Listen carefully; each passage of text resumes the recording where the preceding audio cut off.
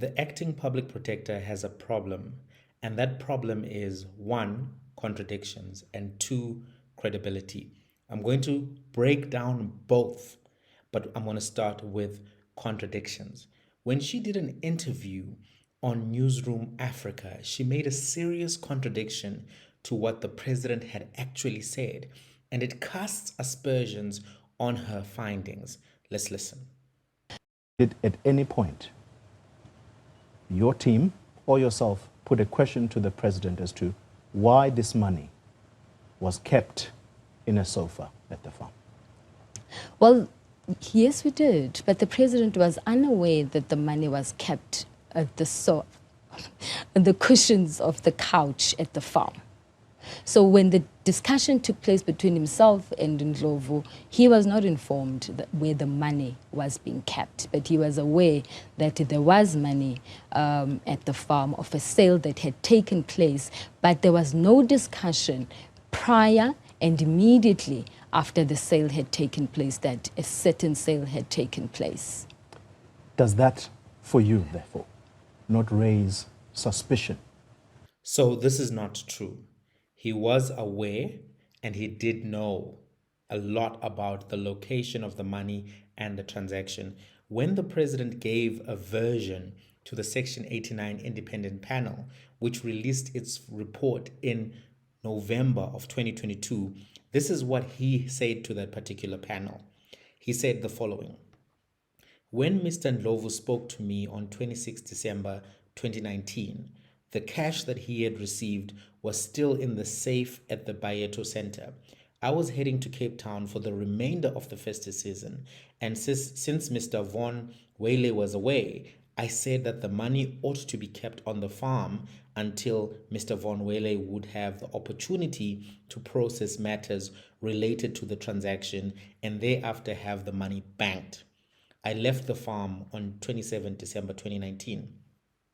Mr. Ndlovu was due to leave home on 30 December 2019. He felt uncomfortable about leaving the money in the safe at the Bayeto Center because he was concerned that several staff members had access to the safe. He decided that the safest place to store the money was inside the private residence on the farm. He stored the money below the cushions of a sofa in a spare room that is hardly ever used in my private residence because he thought it was the safest place, as he believed nobody would break into the president's house. He knew. He knew. Now, when she says that he was not aware of the details of where the money was located or particular elements of the transaction, she is contradicting his version, or she's not aware of the version that he presented to the Section 89 independent panel. And that's worrying if she's not aware. Either she's lying or she did not do her homework. One of the two. But further than that, what casts aspersions on her credibility? Let's listen to this particular clip right here. Abusing the presidential protection unit to turn them into the investigators of the crime, then he's in trouble on that. He's supposed, in terms of his oath of office, he's supposed to obey, observe, uphold, and maintain the Constitution and all other law. Now, how you can say you're doing that when you haven't reported the theft to the Hawks and you haven't placed the money in a bank within 30 days is very difficult to understand why those are not covered properly. Are you surprised? Are you surprised that the public protector has completely cleared the president?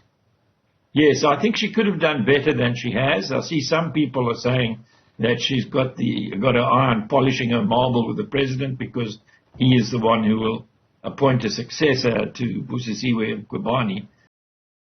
Advocate Paul Hoffman is entirely correct in my opinion, and he's a constitutional law expert, and other constitutional lawyers and other legal experts have pointed out the same things. Her findings simply do not seem sound in law. She's been too narrow in her application of her powers. The failure to report is something that she could have made a pronouncement on. The failure to deposit foreign currency is something that she could have made a pronouncement on. And in fact, that's what the Section 89 panel made pronouncements upon on a prima facie basis, giving Parliament the opportunity to look into those things. But as we know, Parliament blocked that on a political vote where the ANC voted against going with this particular decision.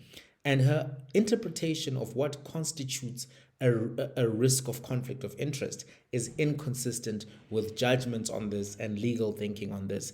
I don't think that when this report is challenged by opposition parties, it will still stand. I think that those opposition parties will be successful in having this report set aside. Let's have a conversation though. What do you think?